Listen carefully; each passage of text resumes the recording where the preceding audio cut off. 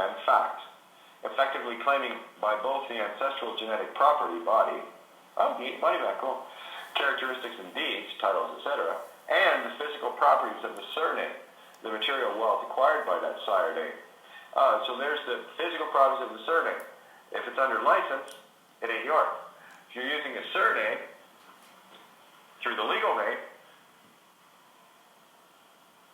let me read that again. Effectively claiming by both the end. So if you're using a legal name, this is what the state-sanctioned legislation, the derivative, gets treated as. Here it is. Effectively claiming by both the ancestral genetic property, body, gamete intrafallopian transfer, characteristics and deeds, titles, etc., and the physical properties of the surname, the material wealth acquired by that sire name. So you give it up, body and soul, and everything attached to it. So go ahead, tell me the legal name game isn't about the soul, please, so I can laugh at you. And nicely. I just find it humorous. The birth certificate application does not ask your parents for your family sire name or patronymic name. Instead of the dignity and honor of your family sire name, the state only asks for your given name, but then adds your family name and encourages you to use it as a surname. Yeah, here's your fraud. Use it, would you? Go on, go ahead. We can steal everything. The state has effectively created a license for itself for the assumed name, which you throughout your lifetime assume is your own. You know what happens when you assume, right? It was decreed that people were not bound to recognize the illegal assumption of a name. A name without royal license or sanctioning was by all accounts illegal, and no amount of twisting the law bound others to accept that assumption. Again, the real crown usurped by the corporate crown, 1694 Bank of England Act. That was a big deal, guys. I keep bringing this up. It was believed, and it remains true to this day, that free trade in names would be detrimental to society at large. What right has any man to the property of another? A family name is an inseparable invested property. You only need to look at today's strict trademark laws that punish enterprising criminals who attempt to use a name to trade off of the good name of a well-known brand, even if by loose association. However, genealogy in name, legally assumed, implies surnames, such in fact that if an abuse of this nature is tolerated, it will eventually become a serious difficulty as the custodians of their own good names would be inflicted a great injustice upon those families who might unfortunately happen to have names stolen or prostituted. A case in point is the individual by the name of Don Thompson, who thought it was okay to shag Sue 2 weeks into my solitary confinement of 28 days. 4 weeks, remember that, is, in my eyes, usurping the good name and destroying the good name of the Thompson family. And is hereby excommunicated from it. Just like that. These are not coincidences, okay? And again, it was another clue for Sue to know thyself. How many times you get smacked upside the head? Well, you want to trade in a Ferrari 308 GTF or a push bike, you just did. So there you go. Convicts, for instance, who sought to assume a new name to escape their past and make a new course of life, sought to procure a license from the sovereigns to change their name. In France, an express law relative to the false assumption of surnames and changes of name was enacted. Okay? Article 4. Every person who has any reason for changing his name shall address a demand to government stating his motives. Article 5. The government shall decide in the form prescribed by the regulations of public administrations. The Prussian provincial law, Landrecht, Part 2, the law title, acts whoever, even without legal intention, assumes a family name. Remember, even without illegal intention, there's your ignorance of the law. You're hooked, all right? So suck this one up. Assumes a family name or arms without right, shall be forbidden the assumption of pain of an arbitrary but express fine, and this punishment in case of transgression shall be readily awarded to him. A decree on the 30th October 1816 also enacts, since experience has taught us that the bearing of assumed or invented names is injurious to the security of civil intercourse, as well as to the efficiency of the police force. We hereby order the following. 1. No one shall, under the pain of a fine of from 5 to 50 thalers, which is where the word dollar came from, thalers, or of a proportionate imprisonment, make use of a name which does not belong to him. There you go. 2. If this assumption or invention of a name takes place with intent to deceive, the regulations of the general penal law come into force. So on that level, every cop is whooped. There is also a Royal Cabinet order of the 15th of April, 1822, there's that 15 April thing again, to the effect that no one may alter his family or general name without permission of the sovereign. Well, see, there hasn't been a sovereign, a true sovereign on this planet since 1694. That's when the world was taken over. The living crown was removed for the dead one. I mean, you got Pope Francis claiming he's supreme sovereign, right? Under whose and what authority? Your fancy white robes? Your bulletproof car? And your kitty fiddling? Is that arms trading in Argentina? Is that what qualifies you as supreme sovereign? Oh, okay. That makes sense. I'm the same, folks. Whatever. I, the king, do not consider it necessary on the report of the ministry of the 27th of March to promulgate any further decree on the unchangeableness of family or general names, but determine hereby no one shall be allowed to alter his family or general name without permission of the sovereign, under pain of fine of 50 thalers or 4 weeks imprisonment. Sounds like 28 days to me. Even where the act does not proceed from any unlawful intention. Remember, I'm always reading stuff from my yellow brick road perspective. I take full responsibility for using a name that wasn't mine, even in my ignorance. I got over it. Maybe you need to as well. In Scotland, formerly, the false assumption of the sire name was equal to the false assumption of coat armor, which was punished as forgery. On reference to Brown's Powry cases, page 194, or to the Archaeologia Papers, volume 18, part 3, it will be found that the decision of Sir Joseph Jekyll to allow the assumed use of a name was reversed by the House of Lords. The peers said upon their deciding the matter that the individual ought to have inherited by birth or have obtained an assumptive authority for using that name. So what does all this mean in terms of your birth certificate, the name fraud, and the crimes you are committing and perpetuating against not only yourself, but your ancestors? Instead of history, now let's fast forward into today's use of the name. As many of you may already be aware, the system we are being ruled and governed under is not what you think it is. It has very little to do with the elected members of the Parliament because the governance of the landmass we refer to as Australia is a corporate business trust, and therefore under the same rules to control international commerce, the Carriage of Goods by Sea Act 1936, U.S., Hague-Bisbee rules, and the Uniform Commercial Code. This is true by virtue of the fact that the business trust, being the Commonwealth of Australia, is registered in the District of Columbia, direct current, as a foreign corporation with the United States Securities and Exchange Commission, making also what we refer to as states, quasi-states, since they too are registered in the District of Columbia, and all things registered belong to, that's right, boys and girls, the Crown Corporation, City of London, Square Mile, which makes everyone using a legal name a citizen of the City of London Square Mile. And of course, lawyers from the bar who have, the only difference between them and you is they have been granted copyright use, which means they get to break the law.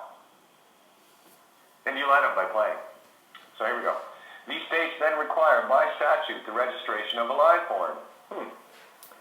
The birth registration form is not the registration declaration of a live-born creation of source, but is the granting of a license to the Commonwealth of Australia to use a derivative of your sire name as a public entity for the exclusive use of the Commonwealth of Australia and their quasi-states, your parents being the sovereigns, kings or queens, granting sanction to its use and license. And seeing as my mom and dad are here, I will grant myself that. Yay, I love being the queen. More precisely, the state licenses a derivative, there's that stock market word again. More precisely, the state licenses a derivative of your sire name. Remember all those stock market derivatives, scams, and all the rest of it? Now you know what a derivative is. It's you. Of your sire name, with the sanctioning being obtained via your parents through the birth registration form. Your parents inadvertently participate in the state's, usually successful, attempt to deny you your incorporeal and corporeal hereditaments of your ancestors' personal and property rights. Your parents are then led to believe that the derivative license of the name and you are one and the same thing, which you're not. You know that. This belief serves to have you accept that you are the product of the political subdivision of the sovereign state of the Commonwealth of Australia. And this applies anywhere in the world, by the way, guys. So Commonwealth of Canada, Commonwealth of the United States of America, it's a Commonwealth, trust me, they're all Commonwealths, okay? Giving you, the living man, woman, only the legal rights entitled to your personal property, which they can steal at any time because you're committing fraud. Okay? And the only reason they let it go on is because they want you to produce more and more shit for them, going to your drudging jobs every single day, wasting your time and energy, while not only your physical energy is getting drained, your spiritual energy is getting sucked right out of you, and your soul is getting drained to nothing. That's not a good thing. You might want to stop doing that. Anyway, your legal rights are bound within the same parameters as those that govern the Commonwealth of Australia. And since you have assumed a name that is licensed to the state, you too accept to be governed within the legal bounds of the Commonwealth of Australia, because you have bound yourself to the licensed name. That which you bind in heaven, you bind on earth. That which is loosed in heaven is loosed on earth. Are you ready to let go of the bands of Orion for the sweet nectars of the seven sisters yet? Divine feminine, universal creation? In any case, the use of a name licensed to another, in this case the state, is clearly, currently, and historically a criminal offense. It always has been.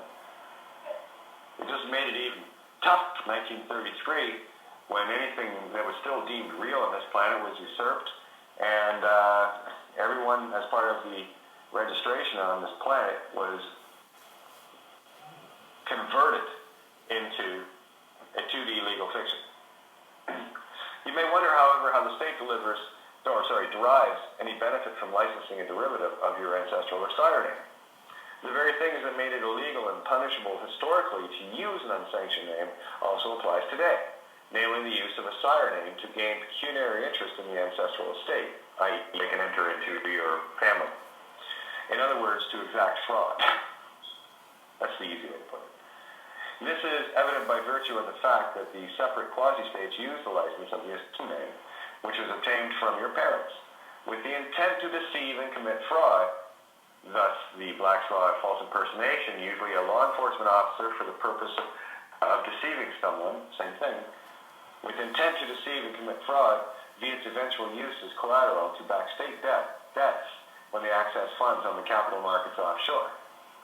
License is valuable collateral because almost 100% of the population will fall for the name scam by agreeing to utilize the assumed name licensed by the state.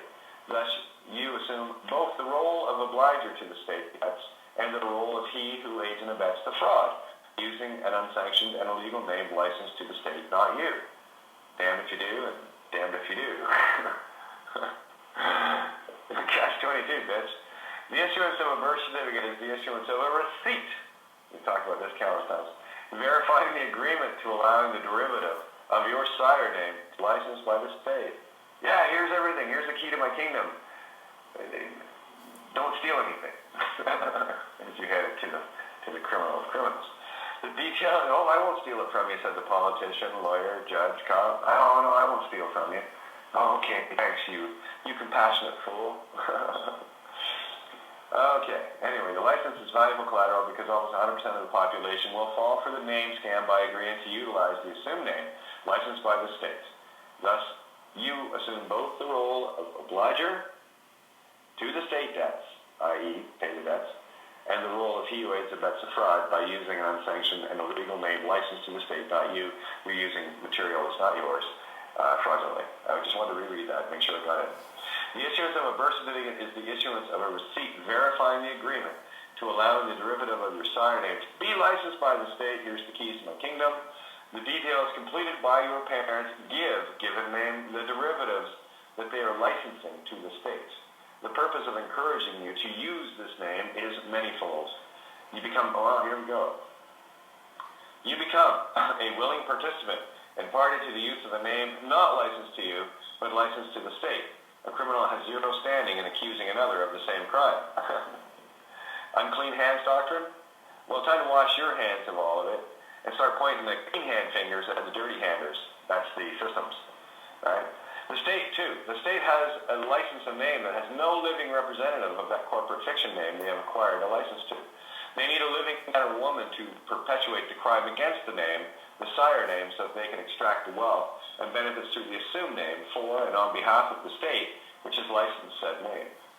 Appointing a representative with no apparent connection to the assumed name would make it obvious that the purpose of the birth registration and birth certificate is to gain a license. The state coerces you from an early age. Always use your surname, the license, never your family name, sire name, etc., so that it eventually becomes habitual to the extent that you equate this licensed name as you. Your constituent use of a name, there's that constituent, get it? Constituent, without standing, you, mind. Yeah, that's why they want constituents in their little words. Your constituent use of a name not licensed to you is designed to implicate you in the crime of using an assumed name without license. You are now a criminal with no protection of your true ancestral name, heritage, or law. It was the intent of the state to coerce and deceive your parents into the granting of the license for an assumed name for the purpose of attaining pecuniary interest from the patronymic estate property directly from the descendant themselves, whilst at the same time encouraging and insisting on your use of an unlicensed assumed name in order to implicate you in the crime of aiding and abetting the fraud. Refusing the name not licensed to you is your duty. Revoking the license or not permitting its use in connection with you is not only your right since it was born in fraud, but it is your duty in protecting the good name of your ancestors. The Babylon whore should be more aptly named the Babylon pimp. The pimp feeds the lustful greed only by furnishing the name. It is up to the prostitute to fulfill the duty of the name by answering to it and furnishing it with a body. It stands to reason, then, that when we present our bodies in service to the name, it is we who become the prostitute in service to the Babylon pimp. We all inadvertently become collectively or individually the Babylon whores when we assume the name